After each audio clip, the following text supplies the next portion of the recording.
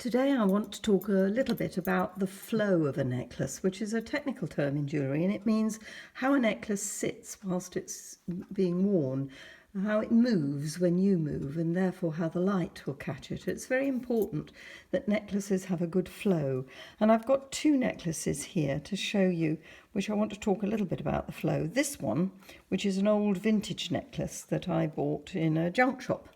And it didn't cost me very much, but I rather liked the beads. They were kind of interesting. I thought I might be able to do something with them, but it has the most terrible flow. It's stiff. It feels very stiff and it doesn't hang straight. No matter how you try, you get these bends in it. And that's because it's far too tight and it's been strung very tightly. Over time, sometimes nylon stringing and other kinds of stringing tightens up and it makes a necklace very ugly when it's worn.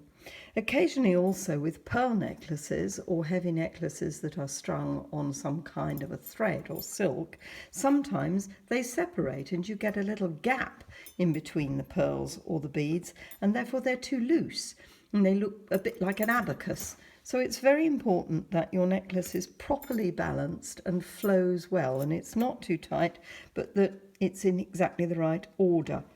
Now, if you've got a knotted necklace that's a little bit tight and you want to improve the flow, and this is the necklace that we've been making during the projects in the last couple of films. I haven't worn this necklace yet, and if I put it in my hand, I can feel it's just not quite as soft as I want it to be. So I'm going to improve the flow. And to tension a pearl necklace to make sure that you do improve the flow is a very delicate thing to do. All you're going to do is very, very gently stretch the knot slightly to give a little bit more space between each pearl, and then it will flow much more beautifully. And to do this, you just hold the pearls in your hand and just stretch. But a very tiny movement. You don't want to do it too much because you can overstretch it and then it can end up looking like an abacus, and we don't want that. Just a little bit like that all the way around.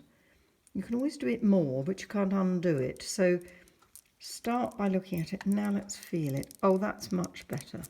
That just sits and wiggles and flows beautifully. So remember the flow of a necklace. It's very important to get that right because you want it to move when you move. You want the light to catch it and you want it to feel comfortable when it's on. This is now absolutely perfect and ready to wear. And these are very beautiful pearls. They're freshwater pearls. They are between 10 millimetres at the end and 13 millimetres at the front of the graduation. They're quite round. There are a few flaws in the surfaces, but as you'll have read if you've followed me around on Facebook, you'll know that I don't really mind the flaws on some pearls because I think it makes them, well, look more real for a start, but also they catch the light. And I do like that about pearls. I like the fact that they're all different. So this one now flows beautifully and will be worn, well, it'll be perfect to wear whenever I feel like being a bit glamorous and going out. But remember, when you tension necklaces, little bit of stretch on the knots will help it move better, but more often than not, if it's an old necklace, it will probably need to be restrung. There's nothing you can do about a necklace that looks like an abacus and the beads or the pearls are all moving about. I'm afraid that just does have to be restrung and reknotted. And nylon is never very good for stringing pearls on. I wouldn't use it personally. I always use silk. But there is always the rule about silk is that it does need renewing from time to time. People ask me how often should a necklace be restrung.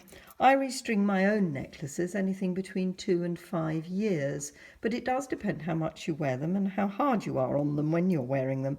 So really I tend to say to people when they are beginning to look as if they need a freshen up and the pearls need cleaning and tidying and the silk needs cleaning and tidying, then I will just simply restring them.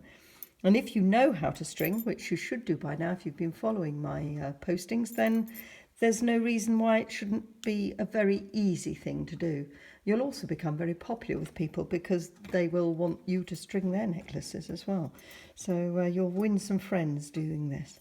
But remember to keep your necklaces flowing beautifully, and more important than ever, just remember to wear them. Pearls are for wearing, not leaving in the bank.